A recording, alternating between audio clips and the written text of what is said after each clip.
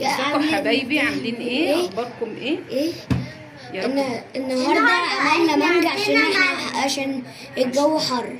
ايوه، اتفضلوا يا جماعه معانا، تعالوا. احنا النهارده عاملين عصير مانجا عشان قلنا ان الدنيا حر، وقلنا ايه نعمل عصير كده ونوريكم. نضفنا المانجا وضربناها في الخلاط، صبناها في الكاسات زي ما انتم شايفين كده، وحطينا فيه سكر. تعالوا اتفضلوا. من سكر زياده، سكر حلو. حطوا فيها سكر سليم هو اللي عمل المانجا وضربها في الخلاط وايه، واحنا صبيناها زي ما انتم شايفين كده يا حبايبي. تعالوا اتفضلوا معانا. ولوزي كمان فيروز عملت معانا كمان عصير المانجا، حطت المانجا في الشفشق وحطت السكر وضربناه في الخلاط وصبيناه في الكاسات زي ما انتم شايفين كده.